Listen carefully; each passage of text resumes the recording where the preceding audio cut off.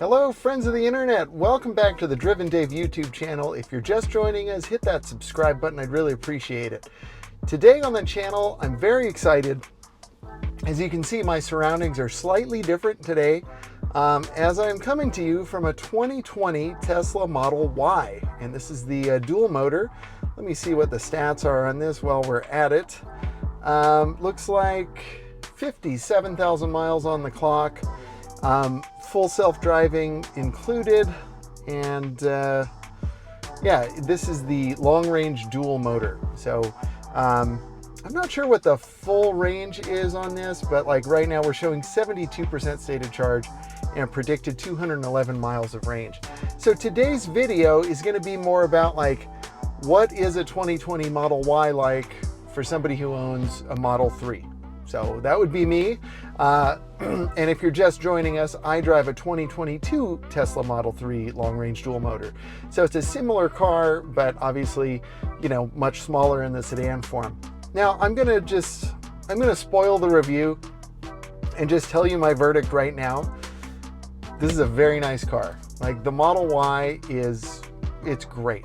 There's a reason why it's one of the best-selling cars in the entire world, right? The Model 3 is great, the Model Y is great. And this car makes probably the most sense for families, you know, especially like one my size, really great. 2 kids, car seats go in really easy. There's room for the stroller and you still have room for some other stuff. Like, it's not bad at all. The Model 3 things are a little more cramped and all of that. It will hold a family, but it is not as easy. So the Model Y is definitely the jam if you have kids, or if you have like a couple of dogs and whatever. Like, there's plenty of room for activities here. Seats fold down, you can hold like lots of cargo. Like, the sub trunk is huge. I haven't even looked at the front yet, but it's great. It's really, really great. Really, really usable and all of that. Downsides, okay? And I'm just gonna cover this early, then we're gonna do kind of some more in-depth stuff where I show you some more specifics about the car. But as somebody who's driven this car for a couple of days now, I guess I've had it for, you know, I forgot to like reset the trip odometer when I got it. I had a little bit of drama when I got the car, and I will explain that later. Yeah, I don't know how much I've driven it so far, but probably, you know, 100 and something miles, 150 miles, something like that. So I have had some time behind the wheel. I've done city driving and I've done highway driving.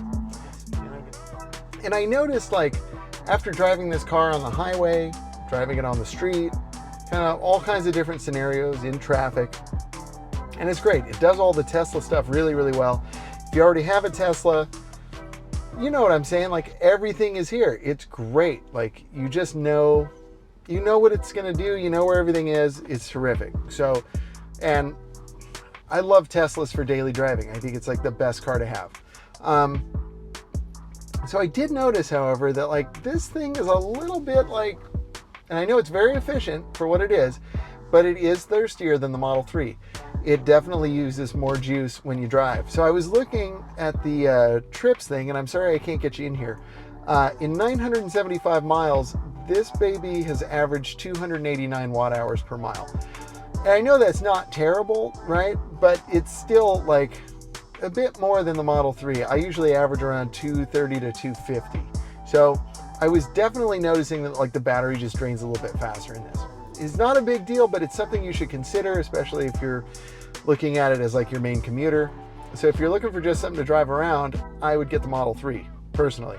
And personally, I just prefer the Model 3. I like driving it better than this. Sitting up high is great. It's nice being able to see and all of that, but I don't know. If I'm gonna be up high, I wish I was just in a giant truck.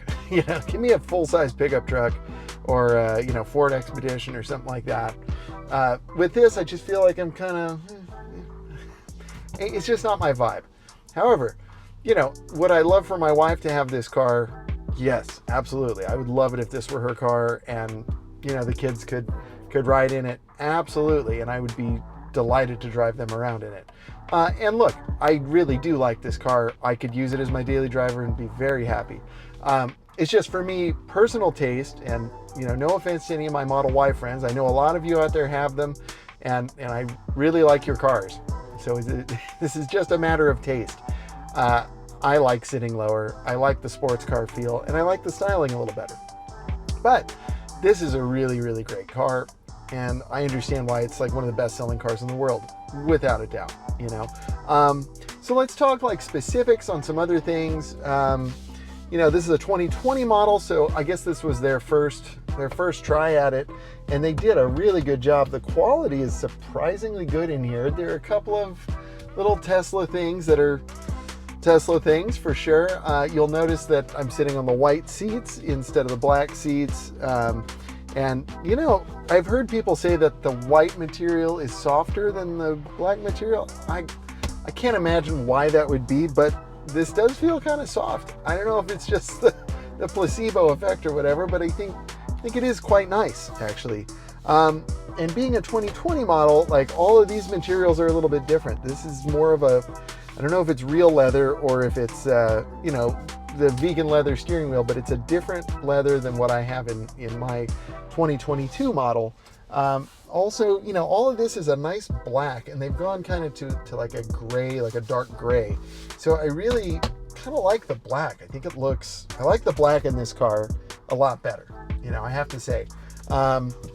Slightly different switch gear. I mean, like this over here on the door panel's softer. Everything just feels slightly higher quality than the newer models. You know, maybe they'll change that with the refresh and everything whenever that's coming to the US. Who knows? I know in Europe they're already getting the Highland.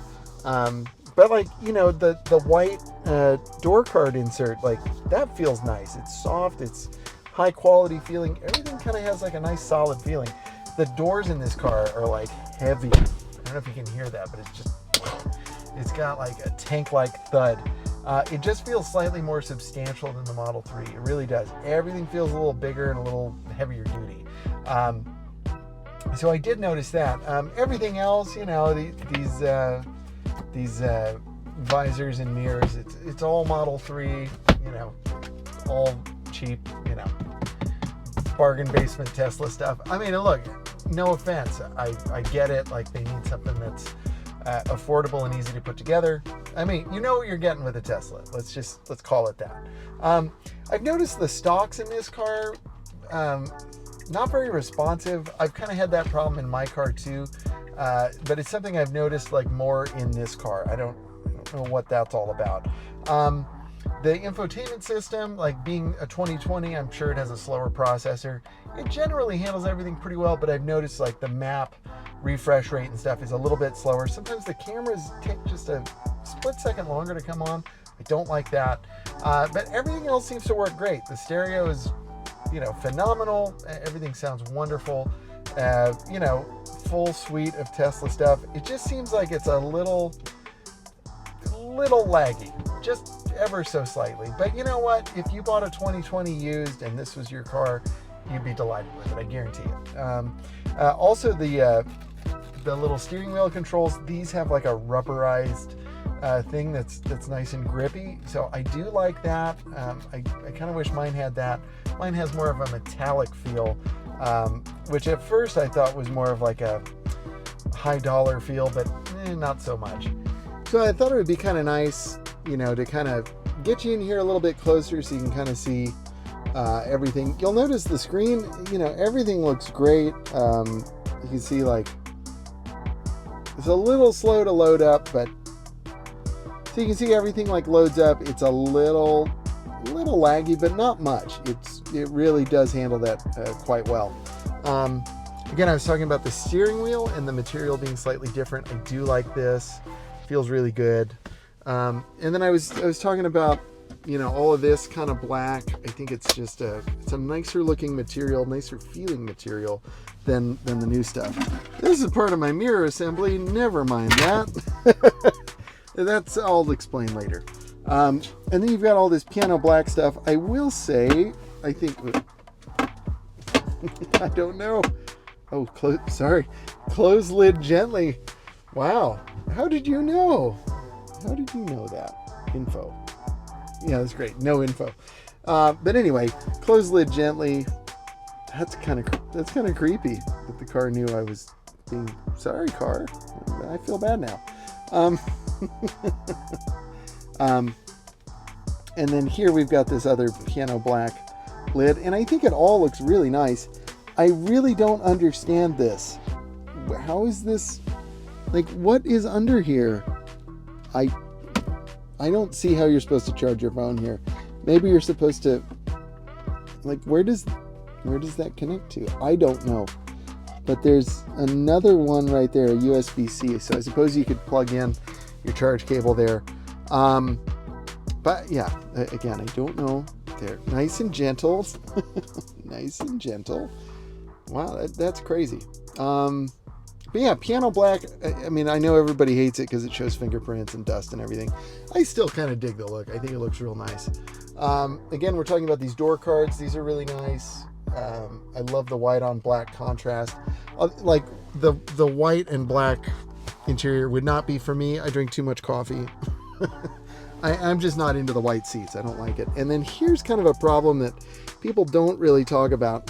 See if I can get you in here. Look at how dirty that is. Granted, this is a Tesla loaner car, but ooh,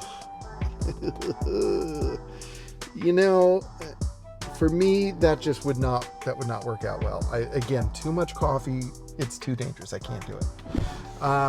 So let me give you a little tour. I mean, of course, there's really nothing much new to see here. If you've seen one Tesla, you've seen them all, pretty much. Again, this is a loaner car. All kinds of things have happened to it. Unfortunately, this happened right after I got it. Super bummed about that. And that, of course, it was not my fault. Like, seriously, it was not my fault. A lady just backed into me while I was yielding to a pedestrian in a shopping center. And she just crunched right into me, pulled out of her parking spot she says really slowly, but didn't seem slow to me. In any case, here's the back seat. Plenty of room for activities. Got a couple of cup holders, and you've got your door cards there, or not door cards, seat back pockets. That's terrific. Moving around to the back of the vehicle. Of course, you've got the powered lift gate, which is very nice. Now, one thing to be careful of if you have one of these, or if you're getting one of these or renting one of these, look at how high that goes.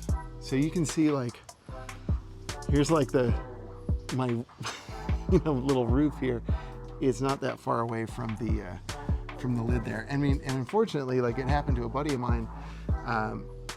He opened his power tailgate, and like this totally hit the top of the parking garage, put a little dent in his car. So just, you know, you got to look out, and that's something I wouldn't have been looking for, like, for sure. You got my little bag there. You can kind of see for scale. Very big back here. You've got these little sub compartments here. Of course, like, really huge sub trunk. Like, I like this a lot. I like it a lot. It's great. It does this cool little party trick.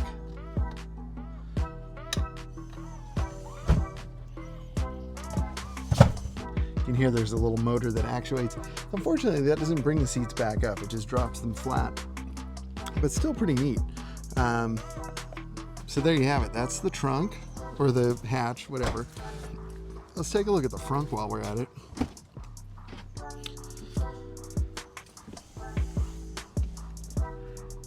And another shout out to Tesla. You know, I was really impressed. Like, this thing took a pretty big crunch, and it was a Chevy Acadia that hit it, or GMC Acadia, whatever they are. You know, crunched the mirror, broke the whole housing. The mirror was hanging out, and then dented the door. And I popped the mirror back in, and everything worked. So really quite pleased with that. It's very durable. Nice big frunk. This is actually a pretty good size. It's way deeper than in Model 3. Model 3 is going to be, you know, about here. But yeah, man, really usable vehicle. Again, I see why so many people have them and love them. Makes a lot of sense. I really like it too. I wish we, you know, frankly, I wish we could have one in addition to our van. This would be just a great, like, runabout daily driver. And we would take the van if we needed to take a bunch of stuff. But this is great. You know, it's really a nice car. And of course, like, the other thing that's great about these, the aftermarket accessories, fantastic. You know, lots of products out there. And you know, it's just a very usable car. Very nice indeed. Perfect.